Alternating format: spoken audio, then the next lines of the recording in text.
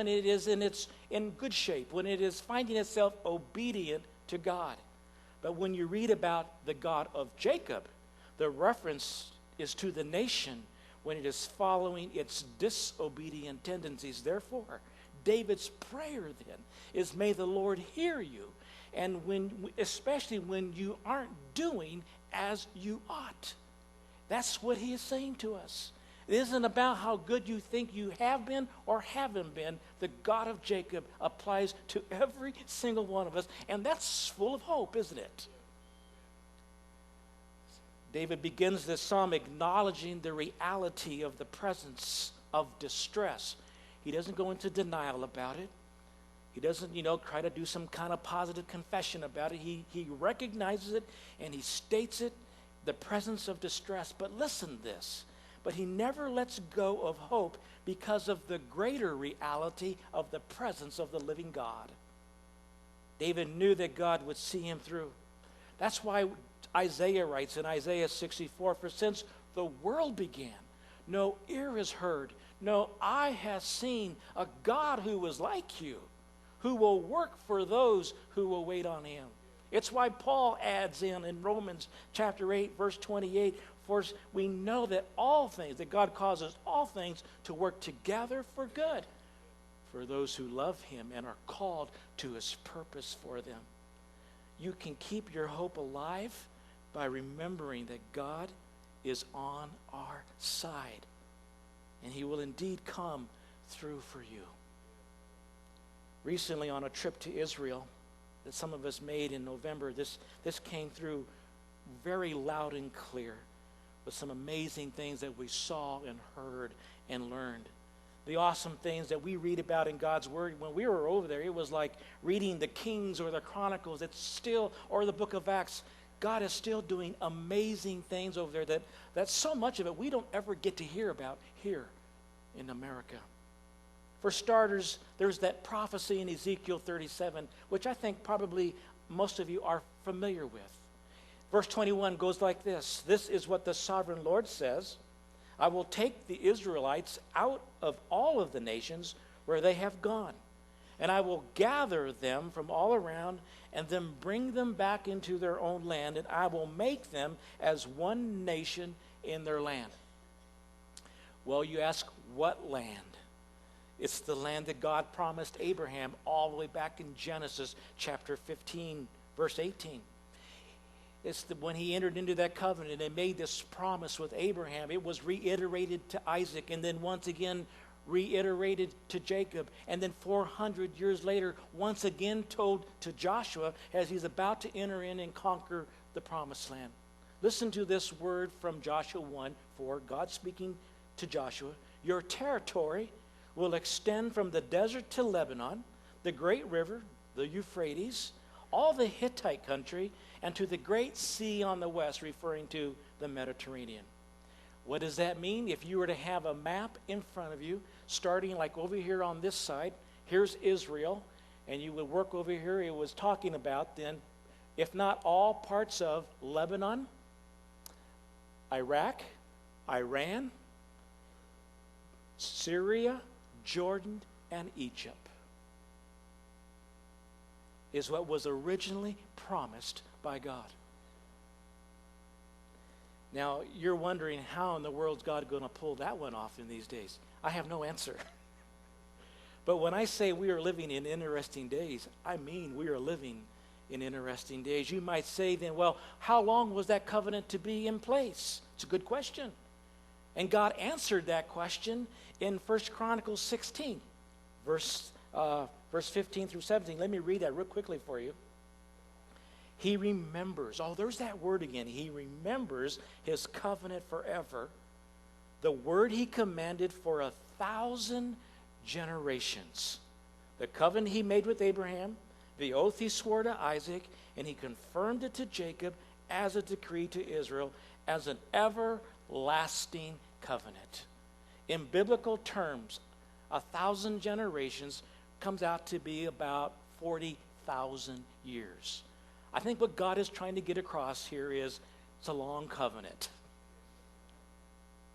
And he meant for it to take place. And so basically then, when you look at where Israel is right now and what they have, and it's kind of, they gain some, they lose some over the last 50 years, about a third of what God promised has ever been realized. Somehow, in some way, someday. If we're to take the Bible literally, and I don't think there's any reason not to, God is going to pull that one off. Now, the Jewish people have a term that they use when someone or groups of people return back to the land, and the word is aliyah. And the very first actual aliyah took place in 1882, when about 24,000 Jewish people returned to what was Palestine, now Israel. And a guy by the name of Eliezer ben Yehuda actually brought back a language that had not been used for 2,000 years. I want you to think about that. First of all, complete nation is coming back and being rebirthed. Never ever in history has that happened. Never ever in history has, once a language was lost and been gone for 2,000 years, ever come back. And this Eliezer ben Yehuda actually pulled that off and is a fluent language once again in the land of Israel. Now you have to remember that in AD 70, when the temple was finally destroyed again by the Romans, and the Jewish people were pretty much put to an end at that point. So for 2,000 years, there was no nation of Israel. There were no people groups known as the Jewish people. They just were dispersed throughout the world.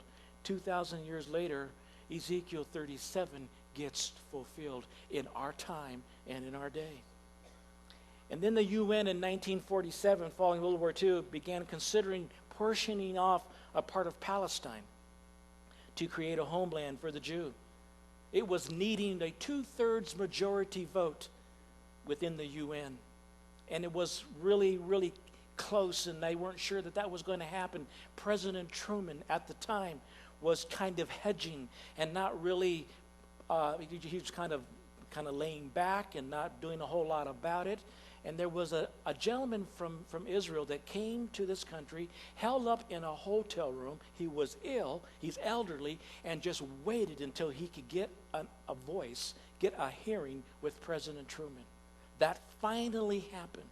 His name was Chaim Weizmann. He was actually a celebrated hero in Israel because he had developed and invented some kind of acetone that the British used in their gunpowder, helping them win the war of World War I, also helping them come and take over Palestine. And so he's a celebrated man, and then he's who Israel sends, and he finally gets this hearing with President Truman, and he is influential enough to influence Harry Truman to do something about this UN vote. Truman takes him up on it. He makes some phone calls. He influences several other nations. And here's how the vote turned out. Remember, needing a 2/3 majority vote. The vote was 33 nations in favor, 13 against, and 10 abstentions. As you know, some of you know, the date was November 29th, 1947. Israel's independence was declared in May of 1948. A man by the name of David Ben-Gurion declared Israel its independent country. The celebration lasted just a few short hours. As some of you might remember, 7 Arab nations then attacked just a few short hours after Israel had declared its independence as a country. The countries were Egypt, Jordan, Lebanon, Syria, Saudi Arabia, Yemen, and Iraq. They were hopelessly outnumbered. What I did not know is that at this point, because Palestine had been under British rule, it was illegal for the Jewish people to own a gun. They could not own not one gun. So what did they do? They went underground. In fact, they even stole 2 tanks from the British, took it apart, and then smuggled it in and put it back together, and they had 2 tanks at this attack that was coming at them. Somehow, and of course we know who the power was and how it happened, they were prevailing. And by the time the UN had managed a ceasefire, asked by the 7 attacking nations, not by Israel, Israel was holding nearly 3 times the area of land that had been allocated by the UN. The 67 Six-Day War, incredible things that God did, just a couple. 2 Israeli tanks were coming up out of the south onto a sand dune, and as they came up onto a whole line of Egyptian tanks. You can kind of picture and imagine these 2 tank commanders maybe on the radio saying to each other, "This can't be good." But to their amazement, all of a sudden, tank turrets fly open out of these Egyptian tanks, and the men in the tanks began running and fleeing the place. They were later captured by the Israeli army and asked why. You know what their answer was? They said, because of the hundreds of tanks that we saw on the hill, and there were only 2. Tell me that God is not in control and will come through for you when you need him to come through for you.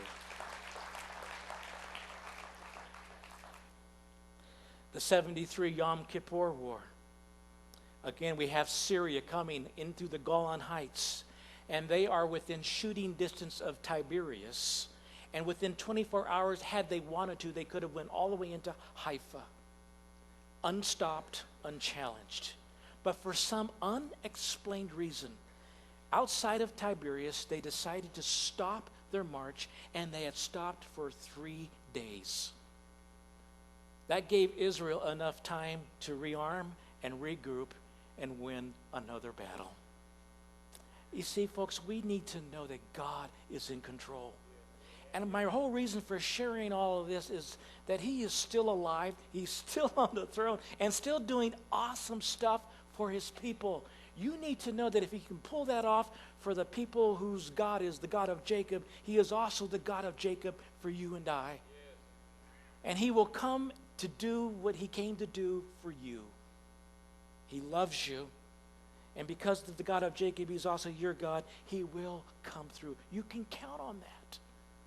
Here's another thing that I think that we find, that we need not only, remain hopeful, but we need to remain committed. In other words, don't stop giving and don't stop serving. Look at verse 3 with me.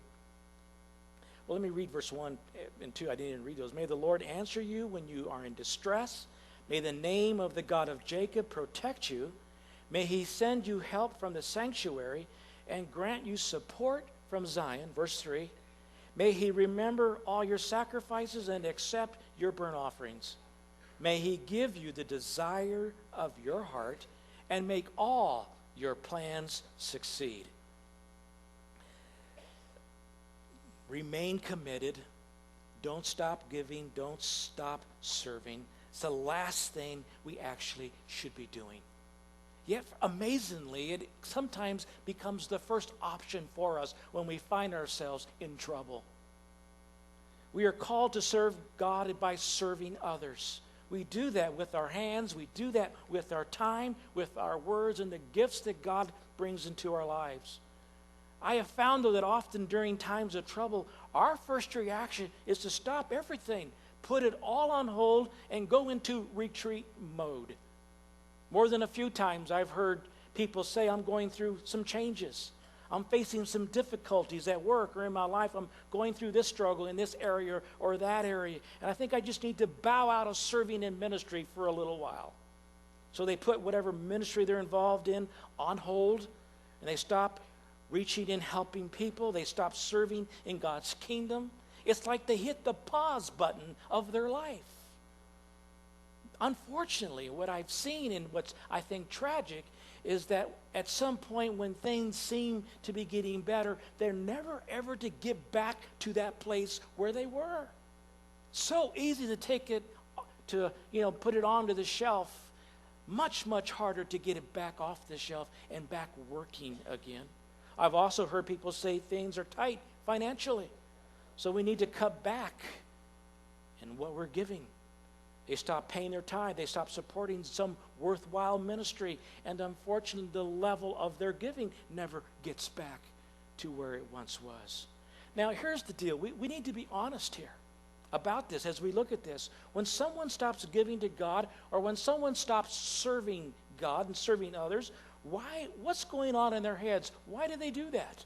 Why does that, and how does that become an option? Well, let's think about it. when we have to make cuts, we usually start with what we consider to be the least valuable to us. Isn't that true? When we consider having to make cuts, we consider that which we consider to be the waste, that which isn't doing us very much good. During tough times, it's tempting to say, what's the use?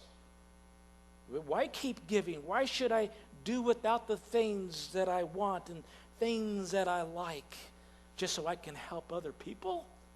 And why should I keep serving? I'm busy. I'm stressed. Stuff's going on. I feel like no one appreciates what I'm doing anyway, so why should I continue? When people cut their giving or eliminate their serving, they appear to be saying, this is what I consider to be least valuable in my life. Think about it. How else can you look at that? How else can it be looked at and thought of and believed to be? When we make cuts, we cut that which doesn't seem to be very important. Folks, that is the last thing we should be doing. The very last thing, making cuts in that way. The reason to keep your commitments is because the Bible tells us that God is watching and he doesn't forget what you do. He remembers. During difficult times, it may seem like you're getting no immediate return the way you would like to see it happening. But God is paying attention to what's going on in your life.